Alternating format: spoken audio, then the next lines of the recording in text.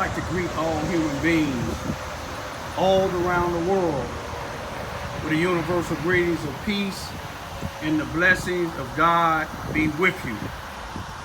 It doesn't matter what your political, philosophical, personal, nor religious beliefs may be. It doesn't matter if you're the richest person on the face of this earth to the homeless or the poorest person on the face of this earth. It doesn't matter what your political, philosophical, personal, nor religious beliefs may be. It doesn't matter. It doesn't matter if you're dark-skinned or light-skinned. I greet all of you all with the same universal greetings of peace and the blessings of God be with you. Today happened to be August the 28th, 2019, Wednesday, the time being about 9:52 a.m. You can see I'm at one of my favorite places again, where even the geese, they stand a distance from human beings because they know human beings is most, well, I ain't gonna say most, but some human beings are not doing like them. They're submitting to the will of God. They doing what they supposed to do, just like the water is. Just like those trucks that's going, that one there is going southbound on I-57.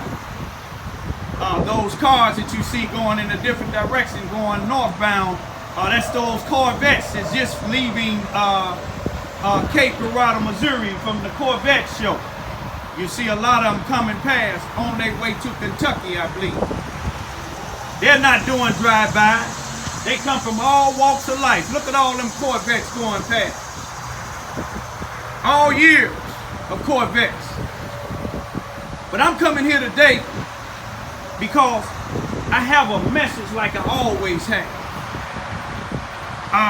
One thing I want to say first, me and my household, we are praying for the family and friends of the 3-year-old female that went missing, I believe, Tuesday on the August the 27th, 2019 in Mountain, Missouri. They found her body today, Wednesday, August the 28th, 2019, in a pond. She's deceased. Only God knows what happened in those that took part if it's a homicide. But I come to you all today, especially black people. I'm going to show you some history. You know, Labor Day is coming up, I believe Monday, September the 1st, 2019. In most holidays, people in statistics say that black people in certain places gonna be killing up each other in large numbers, especially in places like Chicago, Philadelphia, Baltimore, Detroit, Michigan, even here in southeast Missouri. Before any of you all that's out there committing black on black crime or harming blacks or killing blacks for no justification or no justified reason, those of you out there that's black, that's gang banging, shooting and killing each other because you up under different flags. Those of you all that's out here in the black neighborhood that's selling drugs to our children, to some of our children's parents, some of our children's grandparents, even some of our great-grandchildren's parents. I want y'all to think about something. I know a lot of y'all, you so involved in your activities in the streets, you kind of lose out on your history. You know, people like James Jarrett, they tell me to shut up and leave. Stop talking. Because I ain't talking about calling our brothers and sisters the N-word. I ain't talking about dope dealing, gang banging, and killing up our people, or disrespecting our people, or working hand in hand with white supremacists that's wearing judges' robes and law enforcement's uniforms. And if you ain't wearing them, don't even let them bother you. But I want to tell y'all some history. On August the 28th, 1955, some 64 years ago, there was a 14-year-old young man that lived on the south side of Chicago. Y'all listen real good, those who I named. And those that I didn't name, y'all educate y'all people. Because there's a lot of black neighborhoods I done seen in Chicago and other places. They have unity that they don't let them gang banging and drug dealing and people that's committing this black on black crime. They don't let them in their neighborhood. When they see them come move in, they move them right back out. Charleston, Missouri is not going to be one of them places no time soon. You see, the white supremacists and ignorant blacks, they attacked me. But look at this history. That young man I was talking about, he was living in a neighborhood where it was a working class black neighborhood. He was going to a school that was still segregated in the north. And his parents warned him when he went down to Money, Mississippi in 1955 to be careful. It's nothing like up north. That young man was Emmett Till, y'all. A 14-year-old young man went down there to visit his family. The story says that he went in a store and some of his friends made a bet, or kinfolks made a bet, that he wouldn't say anything to this one particular white female whose husband happened to own the store that they was in. But they said all he supposed to say was bye baby.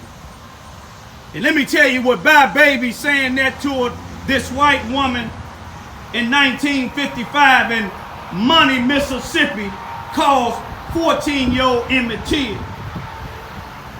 The lady's husband, coward, white supremacist. The lady's a brother, coward, white supremacist, went to this 14-year-old boy's, young man's great uncle's house. Look at the geese in the air, y'all. They know what I'm talking about. I salute y'all. I give you more credit than these white supremacists here in Charleston, Missouri. Y'all know who you are. Look at them, y'all. They gathered around. They showing respect for the 3-year-old that was found in the pond.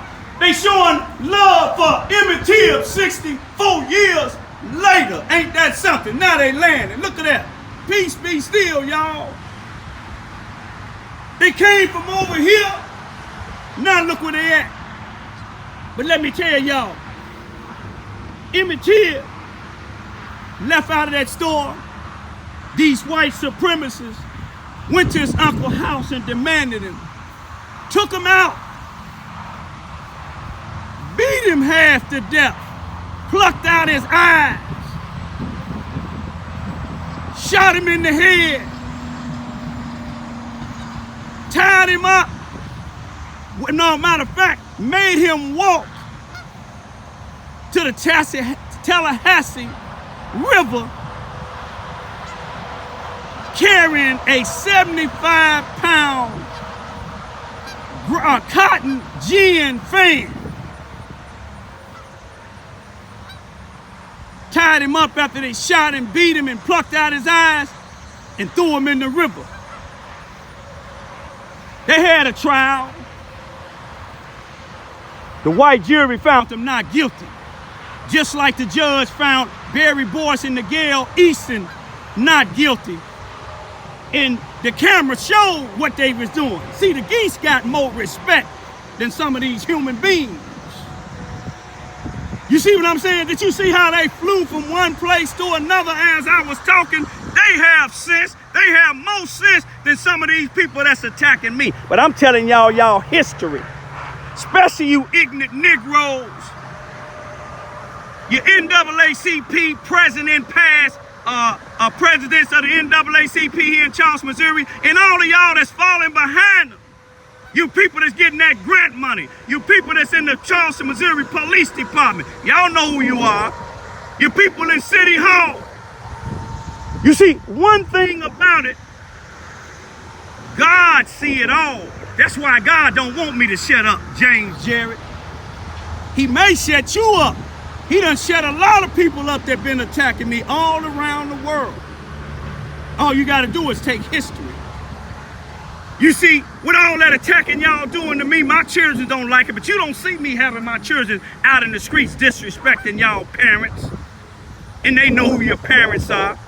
Y'all don't see me having my children out there fighting, encouraging them on. See, some people don't like to be beat on. Some people get tired of being harassed. I'm tired, but I'll never pick up a weapon. I'll never take a person's life unless they're trying to take mine or my two daughters. But you see, they tried to hurry up and bury Emmett Till so they wouldn't have to be able to let the world see what them white supremacists done to him down in Mississippi. But his mother demanded his body be flown back to Chicago. That's what I did. That's what me and my nieces and them did with my brother last year in October. I still have suspicion that some people down here had something to do with my brother's death. You see what I'm saying? But God knows best. But anyway, people wanted her to have a closed casket, but she didn't. She done the same thing that I would do. She wanted the world to see what them white supremacists did to her son down there in Mississippi. And not only that, they went to trial and got found not guilty. James Jarrett, Nigel Easton, you said why I'm still talking about this here, and because the judge, the court of law, you call it. That's what you call it. But some of us don't call it a court of law. You see, a court of law go by the law. You see what I'm saying? They don't go by the Democratic Party. They don't go by friendship or who you know. They go by the law. The law would have convicted y'all when they seen what they seen on that on them videos. The law would have allowed them to show that y'all had a pattern. The law would have allowed a continuous for the detective to come to court and show his report, but it didn't. So the law didn't, the court of law didn't find you not guilty. A judge that was sitting on the bench said you was not guilty. But I studied talk about this just like Emmett Till mother did. Just like Michael Brown's, Gardner, Eric Gardner's sister did. You see, his daughter, Eric Gardner's daughter, even though the police was found not guilty, Eric Gardner's daughter didn't give up. She kept on until she got him fired. You see, right here in Southeast Missouri, we had David Robertson, a young black brother, whether he had a criminal background or not, that didn't make a difference. Look at the geese, we joining together. There's something that I can't get in Charleston, Missouri. You see these geese, we joining together on all fronts. If my enemies came now, I'm willing to bet these geese would attack them because they know they my enemies as well as theirs. Look at him. He's shaking his feathers saying, you know it's right, Raymond. Power to the people, power to the universe. Those of us that's going according to God's will. But anyway, let me just end this like this here. I'm going to keep on running my mouth, James Jarrett. Nigel Easton, I'm going to keep on revealing people like y'all because you're selling poison in our neighborhoods. And the white supremacist law enforcement officials still allowing y'all to do it. But I'm going to leave right now. Geese, I love y'all. Y'all black people, keep it peaceful. Let's not have no violence. Peace be still.